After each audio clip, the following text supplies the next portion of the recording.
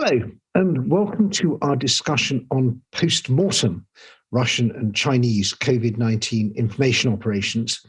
I'm Edward Lucas. I'm a senior non-resident fellow at the Centre for European Policy Analysis. I'm talking to you from London. SIPA is in Washington, DC.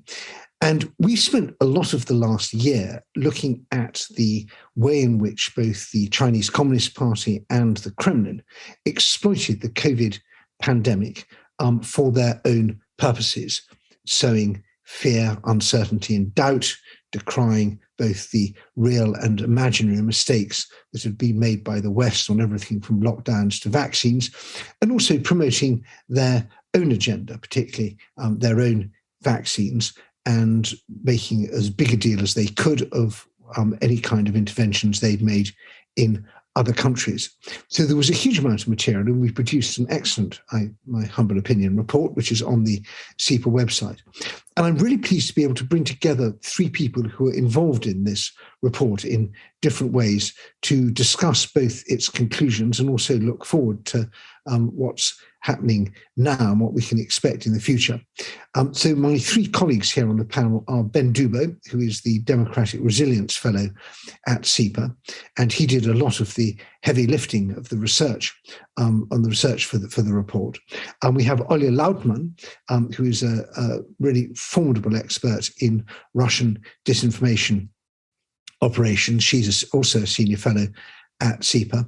And then we have Maryia Sadouskaya-Komlach, originally from Belarus, who's a SIPA fellow and also specializes in the different aspects of Russian and Chinese disinformation in this region.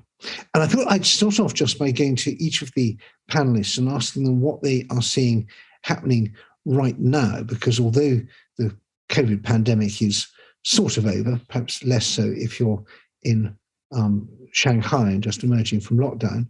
And we have all sorts of other things going on. There's the dreadful war in Ukraine and also the monkeypox, if not epidemic, at least outbreak, which is getting a lot of headlines. So let me go to you, first of all, Maryia. Do you see any comparisons between the way in which the COVID pandemic was exploited by the Kremlin and the Chinese Communist Party and what's happening now with monkeypox? Well, definitely, first of all, the main similarity is the type of message that is trying, successfully or not, to link it to biolabs and different centers of Western-supported chemical weapons and biological weapons production. I'm wondering why they're doing that, because actually the studies that we have show that the biolabs argument was not the most successful of the COVID-related or Ukraine war-started campaign, and it mostly was propagated by media and so-called independent media more than actual state actors. But they're really trying to give it a second go, which means that this will be the narrative that both China and Russia will be interested in developing whatever comes next during this year. And Ben, do you want to jump off on that? What have you been noticing in terms of the biolabs rhetoric? Yeah, so we saw a big inflection point in the biolabs conspiracy theory at the start of the most recent Russian invasion of Ukraine, as Russia was kind of batting around for justification that would resonate with the world. The presence of US-funded labs to conduct research on disarming bioweapons became a flashpoint.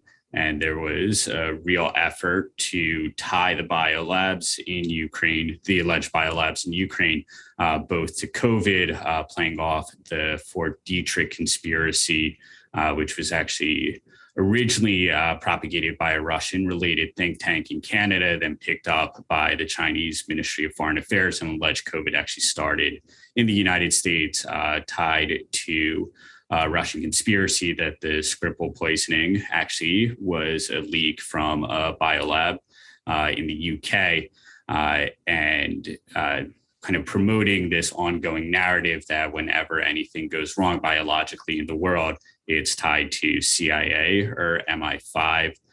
That really did not pick up too much traction outside of the Russian-speaking world, outside of Venezuela, Iran, kind of the normal usual suspects for any sort of anti-American rhetoric.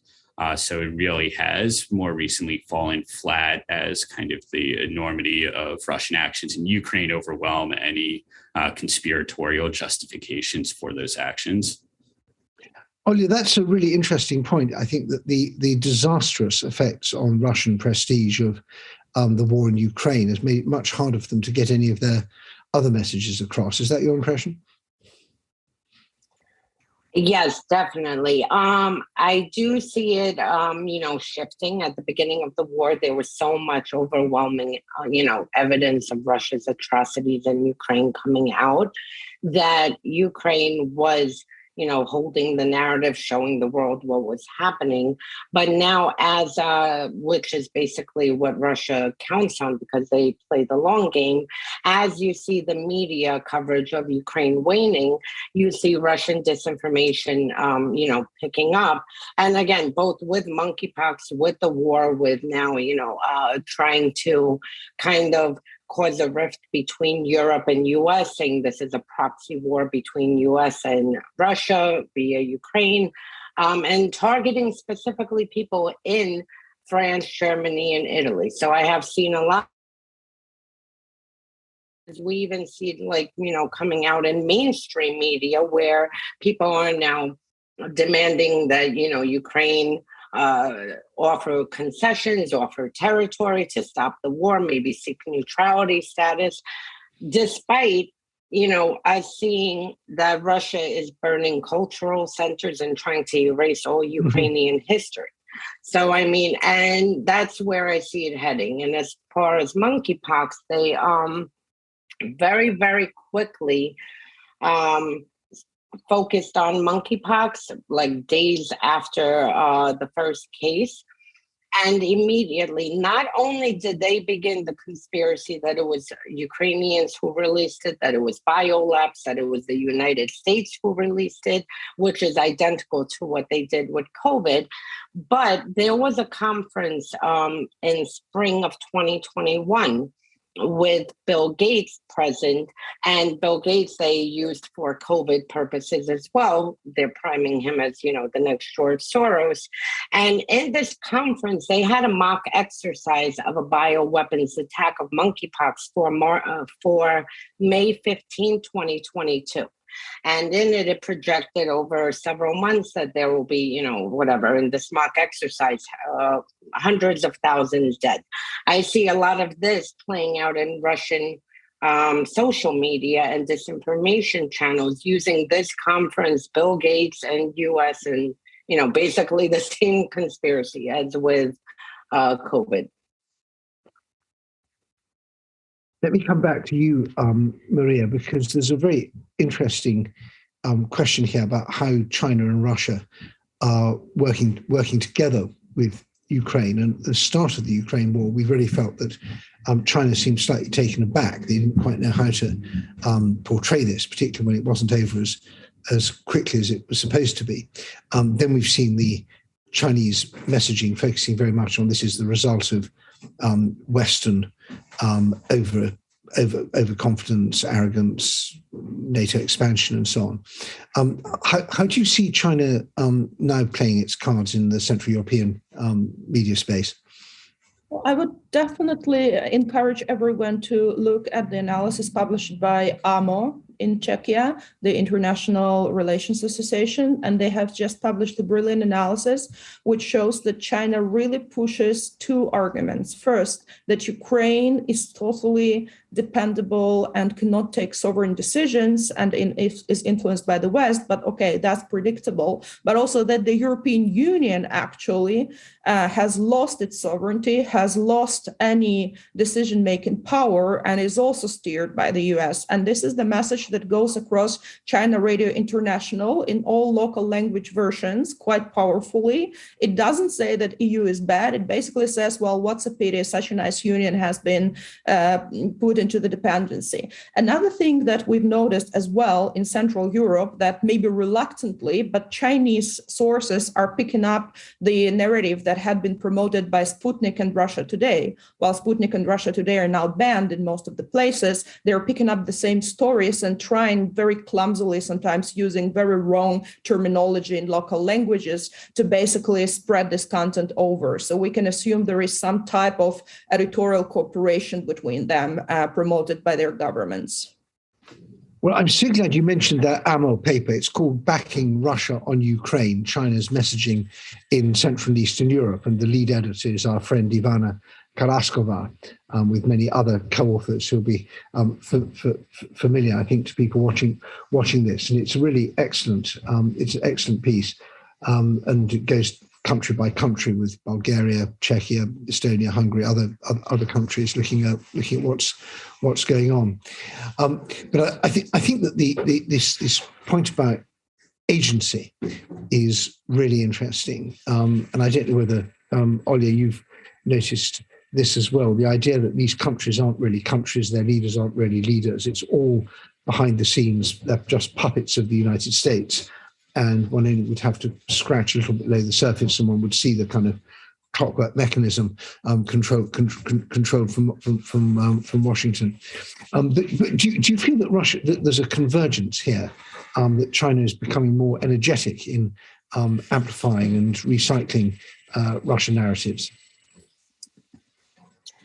Absolutely. And again, this goes back to, the waning media coverage, and now people focusing more on domestic issues, both in Europe and US. And as you see the shift, from Ukraine move, you see now China moving in and being supportive of Russia, at least from the background. And not only that, I would add that they're also, kind of presenting even a more threat now with Taiwan.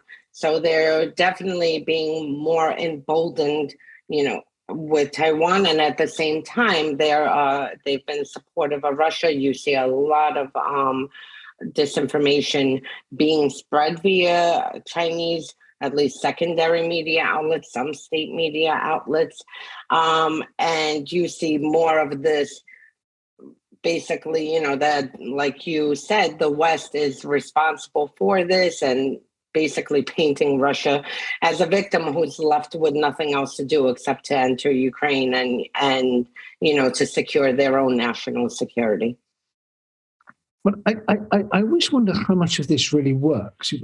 Clearly in the Western Balkans, you have, for example, in Serbian national media, national public television, there's a clear vector of Chinese influence. And you see it a bit in Italy, for example. ANSA, the Italian state news agency, republishes Chinese official news agency material. But I really wonder, particularly now, how much of this is really getting across. It was different in the days when the 17+1 was a hot new thing, and we were in a golden age of relations with China. Everyone was climbing on board. But I don't know if anybody, Ben, Olga, Maryia, want to jump in. Do we have any idea what the actual reach and impact is of Chinese operations in information operations in the region?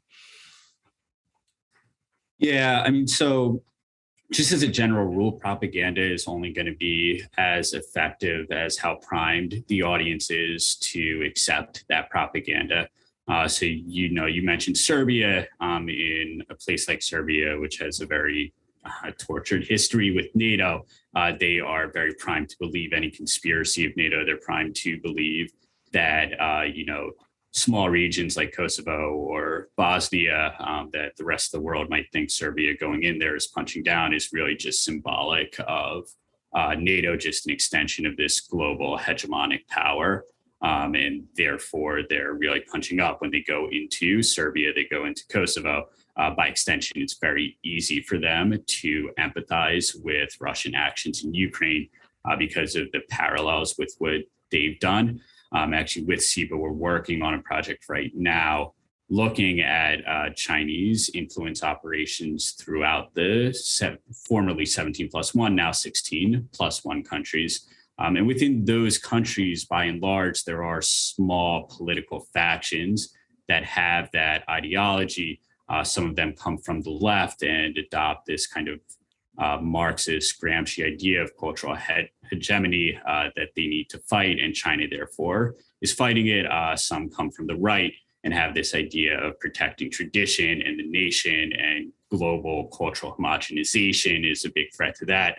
But within the mainstream of these countries, China really has struggled to get any traction for the more outlandish theories. They get some traction on we're investing a lot in this country, so maybe we're not as bad as you think.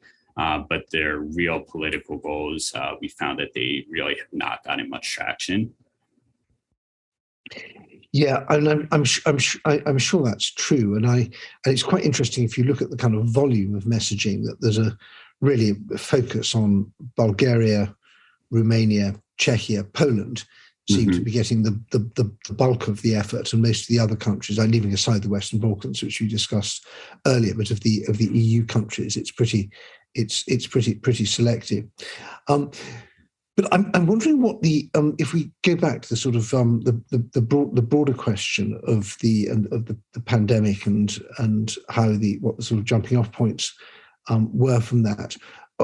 Ollie, do you feel that there was any real learning from one side to the other? Could you see the Chinese adopting a Russian tactic and doing it either well or badly, or refining it, or vice versa? Or do we still have this kind of slightly ungainly dance between two partners who've been told to dance but don't really know what the steps are? I think it's the latter. And, with Russia, I mean, their disinformation is their number one tool going back to Soviet days. I mean, that was the most used and effective tool from KGB. With China, they are attempting, to learn. They latch on, they coordinate, not directly coordinate, but they will, assist Russia, especially with COVID disinformation. In the early days, China wanted to deflect that it originated there. And Russia was very quickly, I remember January of 2020, must have been the third week before even WHO made an announcement, WHO. And Russia immediately latched on that it was, United States behind it. Russia started the disinformation, China joined in. But as far as them being effective alone, I don't think so. I think they're more effective when they kind of latch on and help spread the disinformation that is being generated from Russia. Yeah, I think that's right. I also just wanted to highlight the jabbed in the back piece, which we've also done, which you can Google. That was also with Ben, about the difference between that was focusing really specifically on China's disinformation, trying to blame the United States as the originator of the virus, and highlighting the supposed efficacy of the Chinese vaccines. But Maryia, when you look at it, do you feel that the result of the Ukraine war has basically been to make the whole information environment in the region more resilient to both Russia and China? Or do you feel that the Kremlin and the Chinese Communist Party, perhaps one should say, or do you feel that the economic and psychological and social strains that have been caused by the war, fears of escalation and so on, are creating new opportunities for them to work on the population? Well, I'll tell you more in about 1.5 months from now, when we will have a comparative study in all Visegrad 4 countries, Romania and Bulgaria, done and finished. We're asking people in these countries these questions right now, of course, not directly, but we've just run with Kantar in Poland a representative national polling in March and then in early May to see what happens with people there. And we find people for now very resilient to Russian disinformation on Ukraine. 92% of respondents nationally said Russia had no whatsoever justification to invade Ukraine. 3/4 of polls think that Russia wants to fulfill its imperial ambitions by the war in Ukraine. And that kind of brings optimism. However, in this 1.5 months between the polls, we've noticed the drop of share of people who said that Russia is definitely wrong, who said that Ukraine should definitely fight. Now there are more people, their percentage rose from 3 to, let's say, 11% in some cases, who would say, probably should, or maybe they're not so sure as before that, for example, Russia had no justification to attack Ukraine. They start doubting. And I think both Russia and China will be really exploring this doubt sphere. And they will be also using the same people we already know who saw the doubts about vaccines before. They said the same internet nicks. They don't even re-register. They first all were specialists on COVID, and now they're specialists on Russia invasion of Ukraine. And they will be also using communities created by these people to very gradually sow this distrust in the real intentions of NATO, of the West. So while, for example, in Poland, we can be happy now that people are really understanding properly, let's say, the situation, or at least the way that Ukraine wants to present it to the world, I would really warn us not to become too complacent. Yeah. I can't wait to read your research. Make sure you tweet it vigorously, and I'll retweet it.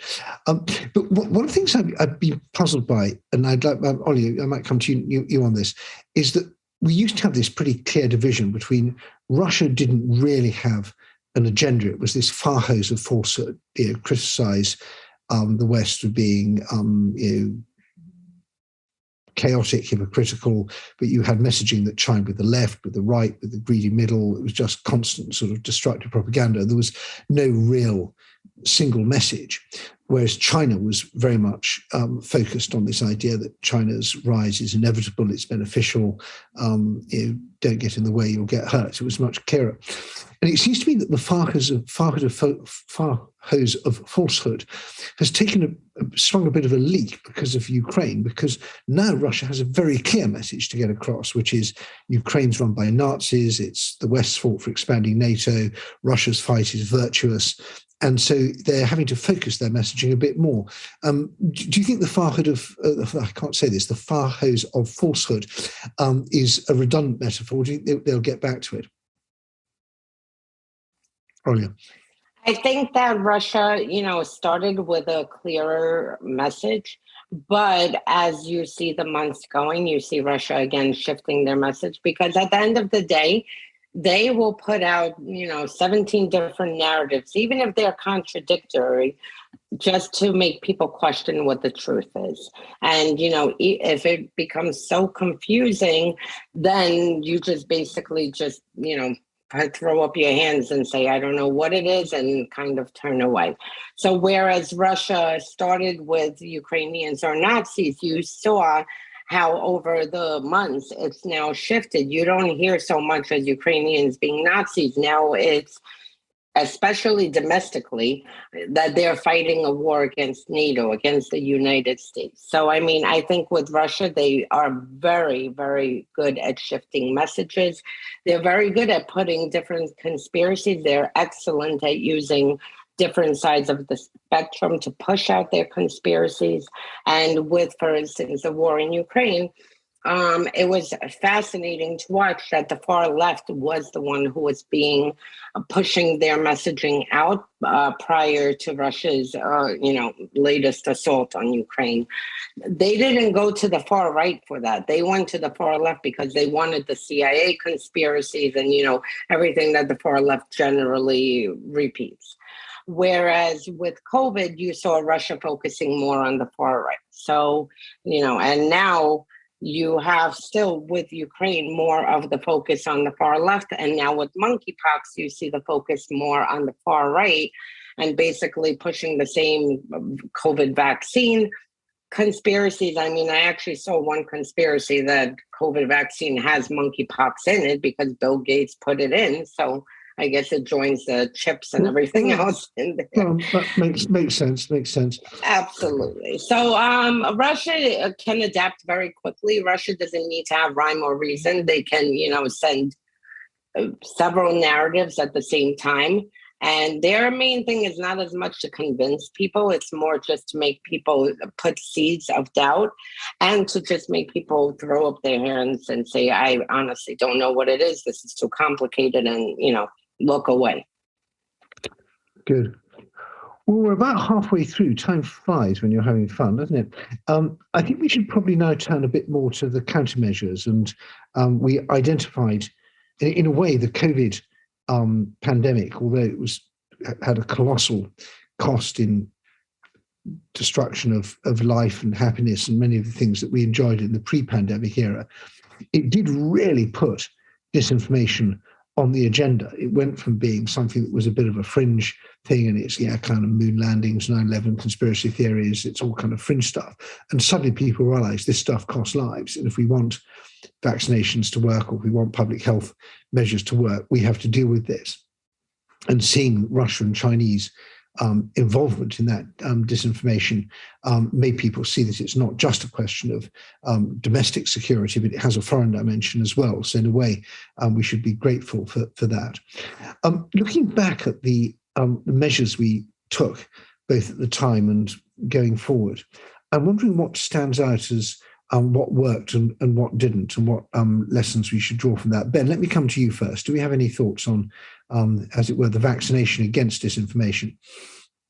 Yeah, I mean, you're absolutely right that the pandemic led to kind of laser focus around the world on disinformation. I think one of the important things to remember when we do our full post-mortem on COVID disinformation, the first government action against misinformation about COVID was China arresting citizens in Wuhan for saying that COVID could spread from person to person.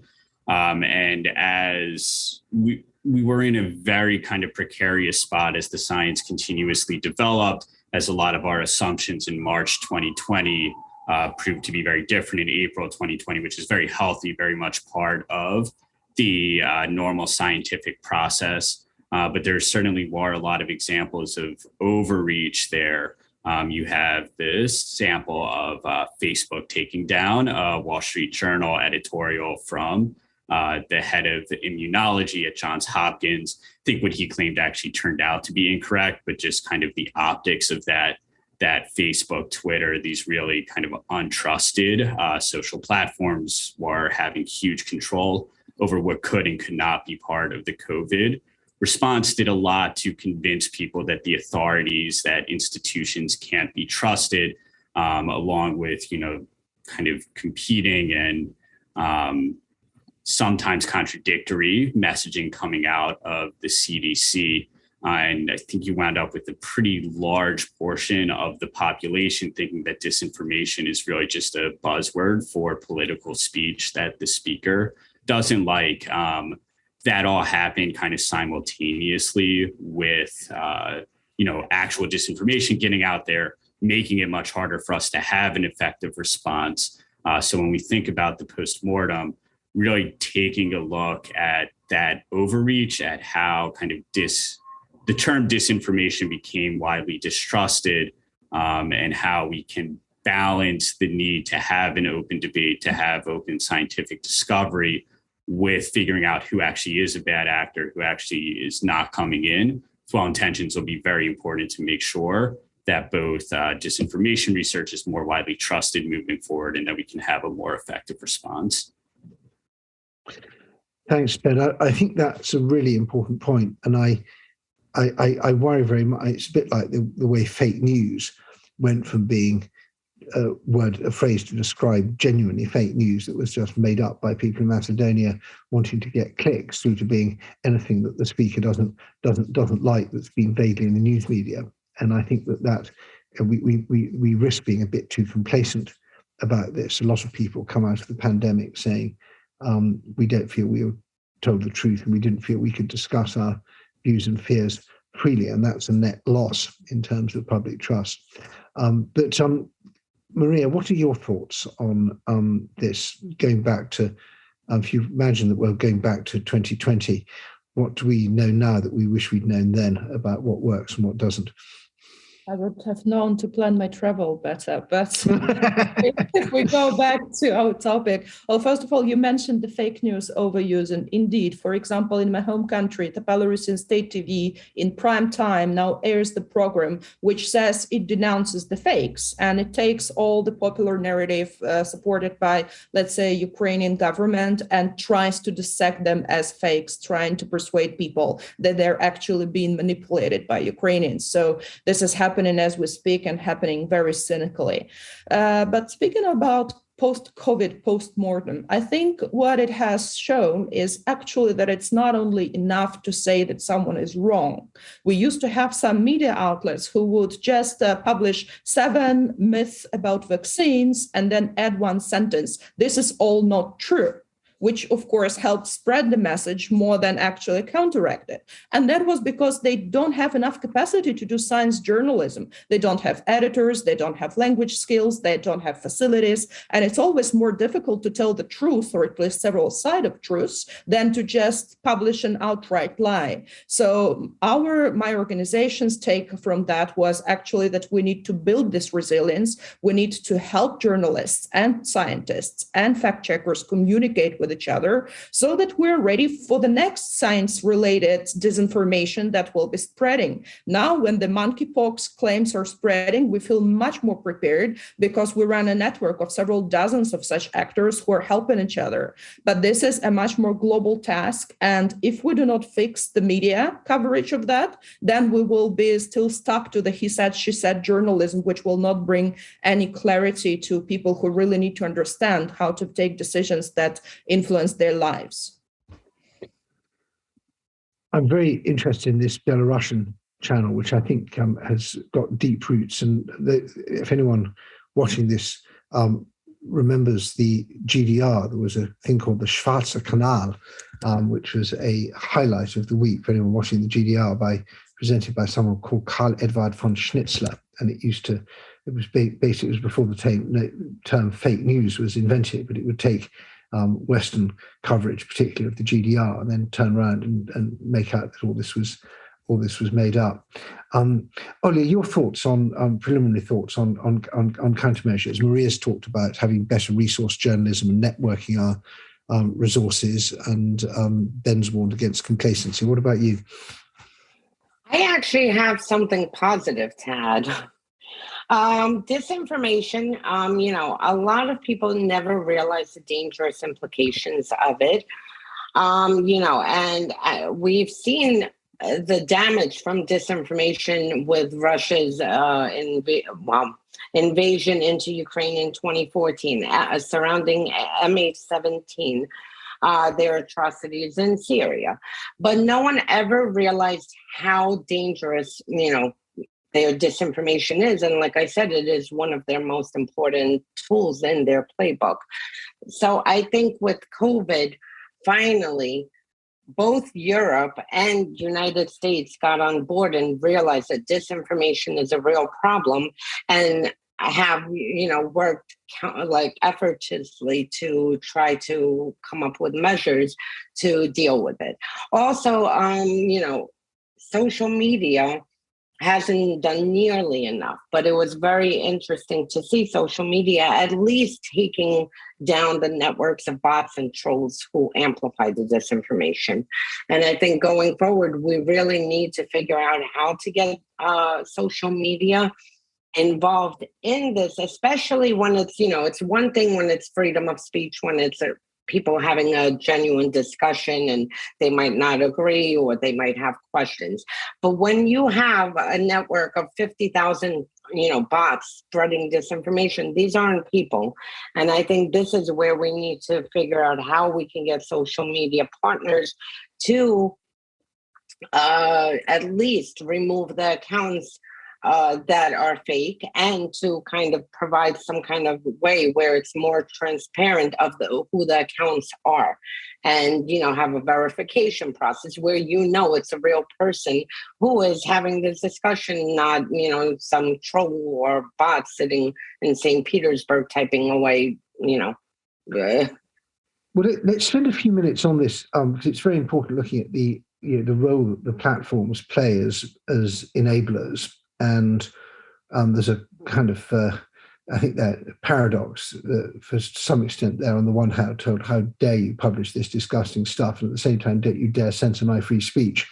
And both those sentiments are heartfelt and often expressed in the same breath, and they have to try and deal with that. But Ben, any thoughts from you about maybe on this question of identity assurance and giving people clearer signals about where the information is coming from? Does that actually work, or does it just do people just brush straight past that and go to the stuff they want to read?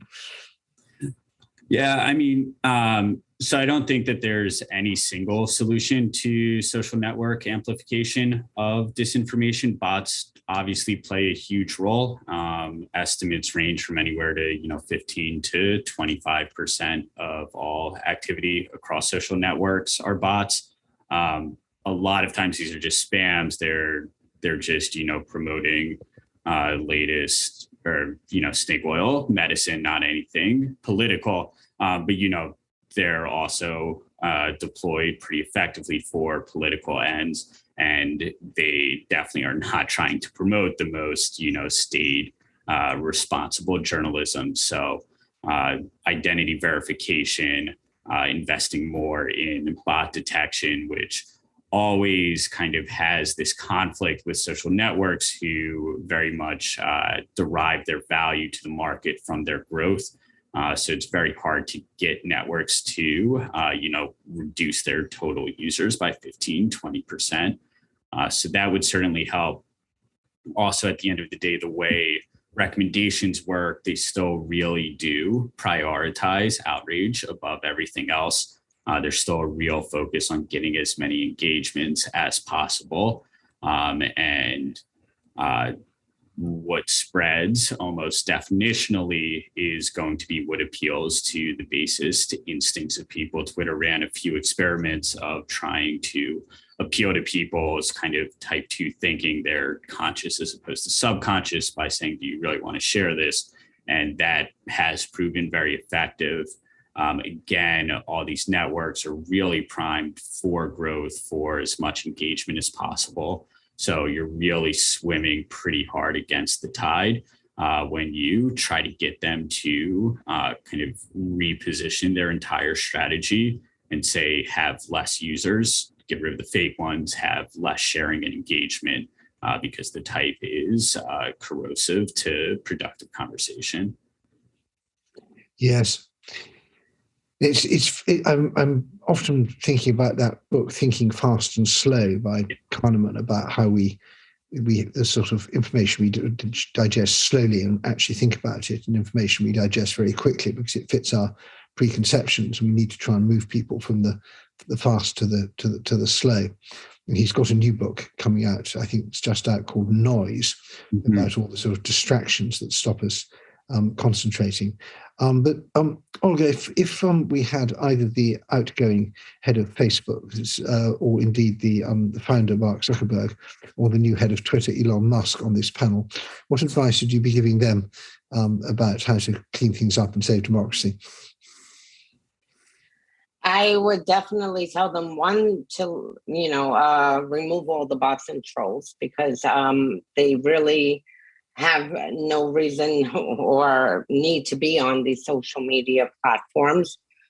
Two, to monitor for violent content and to report it and work with authorities, because we've seen too many, things being planned on social media, whether it's a Capitol insurrection, whether it's COVID disinformation that led to people dying, whether it's the school shootings in U.S. So I think they need to monitor for violent content, have, a better way to report it immediately, and remove the bots and trolls. And I think also with the governments, now that they realize disinformation is damaging, they need to step ahead of Russia or China, or whoever is, putting this disinformation out for whatever the topic is, and maybe be transparent and alert people, because we saw the United States and Britain being very transparent with intelligence they were receiving on Russia's upcoming invasion of Ukraine, and that threw Russia back. And that, Russia was, instead of dominating the narrative, they were more answering and trying to prove that they were just doing exercises on their soil and that, everyone else is delusional. So maybe they should do the same thing. Like, for instance, if they see a monkeypox narrative now building up, alert the public and say there's a disinformation campaign for this, and I'm sure they know more than what we see, and alert the public. And that way, when people see it, they'll have it in the back of their head, like, oh, wait a minute, we received this warning. I think it's so interesting, this idea of what we might call active resilience, of not just sitting around playing whack-a-mole, but getting on the front foot and trying to get into the other side's decision-making loop, make them think this is a bad idea. Let's not do it because we've been spotted. Maryia, you may have some thoughts on this, and I always wish we'd been more on the front foot in Belarus, which is a country I've been going to since 1990, and I feel we never really took the disinformation seriously there. At least Belarusians now know the future. Well, we don't. Yes, well, I think you've been experiencing this longer than anyone else, because it bit you harder, almost from the end of the Shushkevich era, really, even under Kevich, let alone under Lukashenko. So I'm talking about my remote childhood now, so don't ask me to. I was covering, and I'm afraid I'm talking about I'm talking about the highlight of my career as a young journalist was covering the Belarusian election in 1994, when I made the terrible mistake of saying that things are so bad that Mr. Lukashenko can only be better. But anyway, leaving that aside, given your, is there any how do we get on the front foot and do active resilience and even deterrence towards the people who are perpetrating these information operations against us? I would come back to the platforms. And frankly, platforms are not doing even an inch enough. Let me bring you the real situation coming from the negotiations which my colleagues are now holding with Google, with Facebook, with some others, trying to bring justice to at least Ukrainian, but also other media, and make sure that their accounts are not suspended or shadow banned. First and foremost, the tech companies always believe that there are small markets, and countries like Belarus, Moldova, Georgia, Armenia, and so on are just not important for them because they're a small market. The only difference in their attitude to Ukraine now is that Ukraine as a country is a potentially large market for them with enough users. So they're really proactively trying to whitelist and build some measures, and also because of the spotlight. But when we say, hey, maybe we can also use the same instruments to prevent Moldovans from being brainwashed because Transnistria might be the next, they say, well, sorry, maybe in 40 years, because we do not have enough resources, we do not have enough Moldovan speakers, we do not have enough stuff.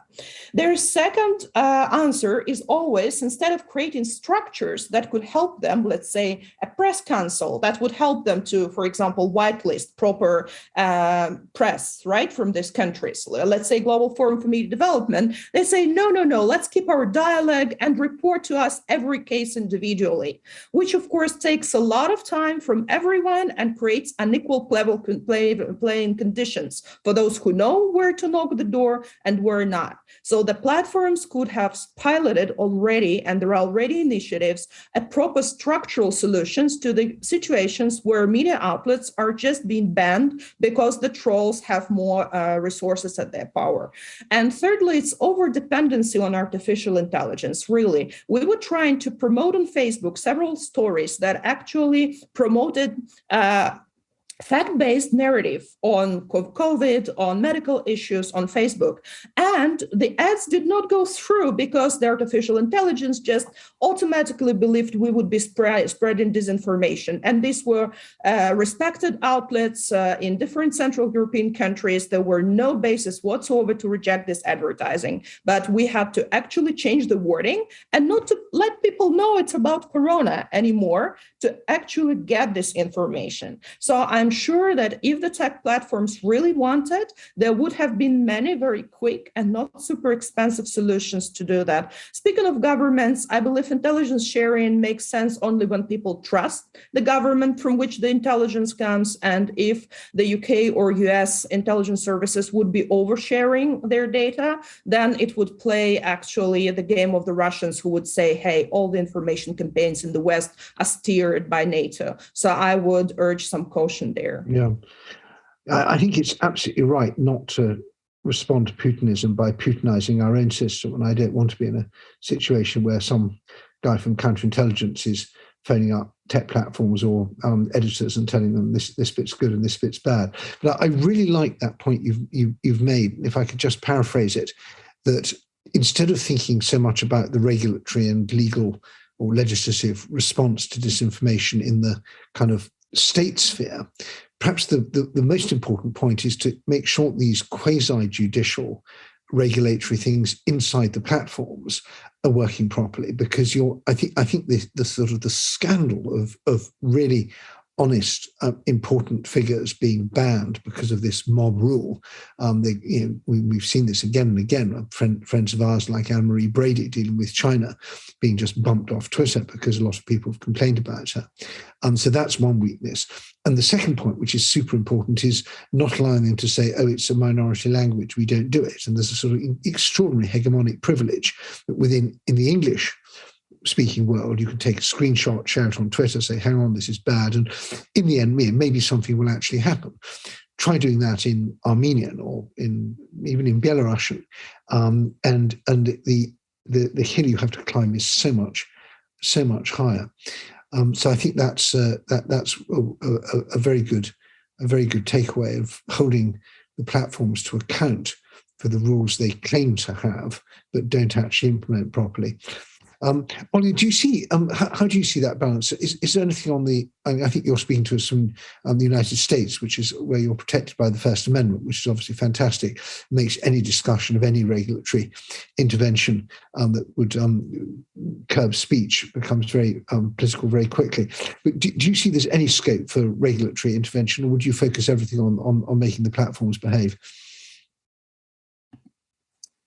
I do think that Congress, has taken up the discussions to actually see how they can get social media platforms to act, especially when it comes with, very like what they're seeing as intelligence operations, because all these disinformation campaigns are intelligence operations. So definitely I see Congress is interested. They have been holding talks. Whether how much will be done, we will see, because, usually they'll start focusing on it, and sometimes it could take a decade before we see any change. But definitely, I think, we need to make sure that social media platforms are held responsible, because even in the latest case with Ukraine, Russia has now found loopholes in German law, and they have been attempting to report and take down journalists reporting on Ukraine by mass reporting them in Germany. They attempted with me, but I have a blue check, so it was more difficult. But I know, several people who actually were suspended for basically even retweeting the same photo that the Ukrainian parliament, tweeted. So I think we also have to keep, monitor that when we see it shifting towards a certain country of Russia trying to exploit any kind of loopholes, and bring, it to the forefront to make sure that regular journalists do not get affected by it. Yeah, it's extraordinary, this privilege of having a blue tick, which is so arbitrarily conferred. And I remember when Twitter first started, they said, we'll only be American journalists. Everyone else went, why? And they didn't even think, they just thought this would be like a sort of simple rule. So they said Wall Street Journal and, New York Times, Washington Post, they'll have blue ticks, and why should anybody else care? But I wanted to finish up, because we've just got a few minutes left, by trying to cast our eyes ahead a bit, because I feel in this whole information and influence operation space, we spend a lot of time looking back and trying to work out what was it they just did to us. And we talk a little bit about countermeasures and how we make sure they don't do it to us again. But we spend rather little time thinking about what may be coming towards us. And I wonder if either you, Ben, or Olga would like to cast your eyes forward and think, if we're having this discussion in 2 or 3 years' time, when presumably there will be another pandemic, another war, more difficulties, all sorts of horrible, unexpected things that always described as news, which we, by definition, aren't expecting. What do you think we should be braced for? And if we were going to invest a little bit of money in preparing against it, what might we do? Let's go to you first, Ben. What do you see coming down the track towards us? Yeah, I mean, so it's a really difficult problem to solve. And I think a lot of the solutions do fall beyond the field of disinformation. Trust in the media in the United States is at an all-time low. And if you don't trust an organization to tell you what's actually going on, you're not going to trust them to tell you what actual disinformation is. Within our space, really, most of what we can do is we're, in a sense, detecting disinformation is a bit easier for us. Part of what disinformation means is it's intentionally misleading or intentionally false. And if we're looking at stuff coming from the Russian government, coming from Russian bots, we know they're not good actors. For the rest of the media environment, which is still the majority of what people are consuming, figuring out intent isn't nearly as easy. As Olga mentioned before, doing more to clamp down on bots can go a long way. Putting more pressure on social networks to stop privileging conspiracies, to stop privileging outrage, to figure out how to make Twitter and Facebook less like Twitter and Facebook and more like Wikipedia goes a long way. We have the tools, we have the processes to be able to detect within a certain range what is true and what is false. That's kind of the fundamental task of journalism. That's kind of the fundamental task of science. We've known it for a while, and we've known for a while the sort of demagoguery that Facebook and Twitter reward are not the way to get to the truth. So really pushing for those major reforms on social networks, having people within our field really amplify again and again how China and Russia are using this to sow discord, to sow outrage, can go a long way in bolstering the case to make those changes and to make us better prepared for the next major disinformation campaign. Yeah. And I'm wondering whether we should be paying more attention to deep fakes. I know at the beginning of the war in Ukraine, I think in March, there was a rather poor deep fake of President Zelensky telling the Ukrainian army to surrender, and it was quickly debunked. But I also noticed that Google is actually banning any use of it on its Colab machine learning facility. They've banned anyone from trying to develop deep fakes there, which makes me think it's a source of concern to them. And there's also, I just also noticed there was I think the Dutch police have used a deep fake of a missing, a possibly abducted child to try and jog people's memories about how to see them. So I wonder if we need to be paying more attention to that going forward and having better ways of just think about that for a moment, Ben. I'll come back to you, but in the meantime, I'll go to you, Olga. And what do you think we should be worrying about for in 5 years' time, to be prepared for 5 years' time? Well, actually, I see things getting much worse over the next few years, especially with disinformation, because right now we have Russia, who is in it for the long haul in their assault on Ukraine.